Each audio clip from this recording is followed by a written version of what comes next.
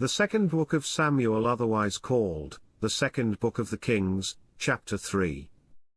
Reading from the King James Version of the Bible.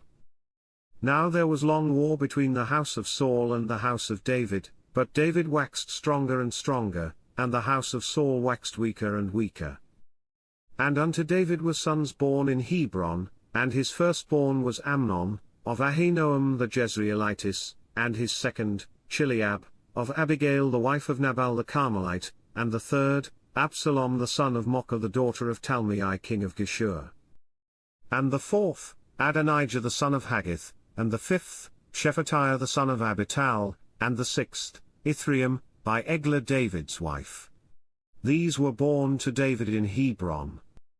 And it came to pass, while there was war between the house of Saul and the house of David, that Abner made himself strong for the house of Saul.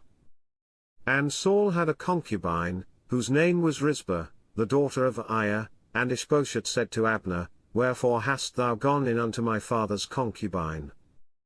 Then was Abner very wroth for the words of Ishbosheth, and said, Am I a dog's head, which against Judah do show kindness this day unto the house of Saul thy father, to his brethren, and to his friends, and have not delivered thee into the hand of David, that thou chargest me today with a fault concerning this woman?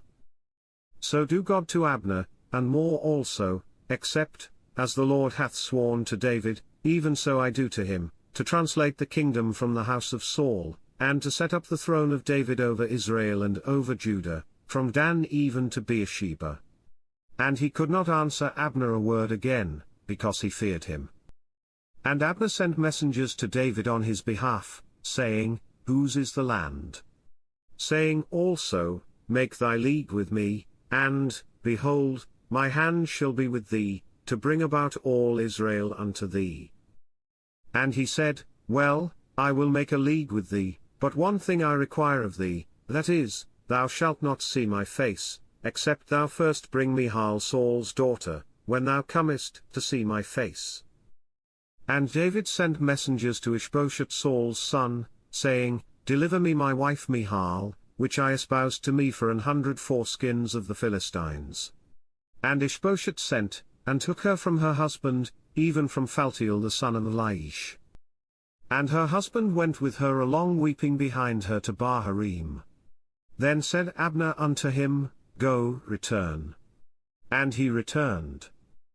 And Abner had communication with the elders of Israel, saying, Ye sought for David in times past to be king over you, now then do it, for the Lord hath spoken of David, saying, By the hand of my servant David the first will save my people Israel out of the hand of the Philistines, and out of the hand of all their enemies.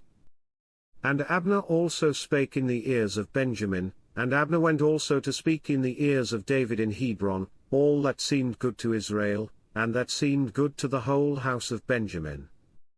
So Abner came to David to Hebron, and 20 men with him. And David made Abner and the men that were with him a feast. And Abner said unto David, I will arise and go, and will gather all Israel unto my lord the king, that they may make a league with thee, and that thou mayest reign over all that thine heart desireth. And David sent Abner away, and he went in peace. And, behold, the servants of David and Joab came from pursuing a troop, and brought in a great spoil with them, but Abner was not with David in Hebron, for he had sent him away, and he was gone in peace. When Joab and all the host that was with him were come, they told Joab, saying, Abner the son of Ner came to the king, and he hath sent him away, and he is gone in peace. Then Joab came to the king, and said, What hast thou done?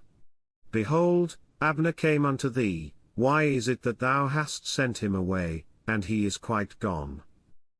Thou knowest Abner the son of Ner, that he came to deceive thee, and to know thy going out and thy coming in, and to know all that thou doest. And when Joab was come out from David, he sent messengers after Abner, which brought him again from the well of Sirah, but David knew it not. And when Abner was returned to Hebron, Joab took him aside in the gate to speak with him quietly, and smote him there under the 5th rib, that he died, for the blood of Asahel his brother.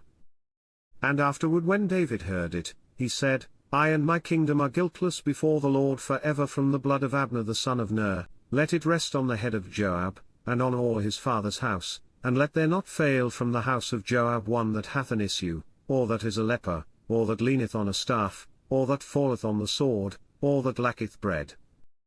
So Joab, and Abishai his brother slew Abner, because he had slain their brother Asahel at Gibeon in the battle.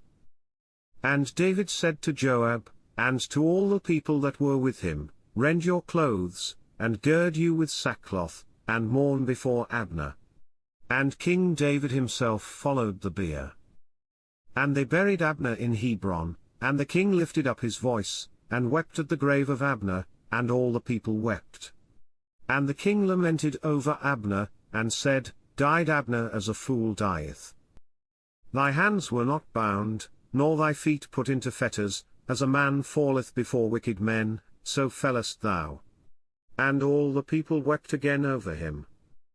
And when all the people came to cause David to eat meat while it was yet day, David sware, saying, So do God to me, and more also, if I taste bread, or aught else, till the sun be down.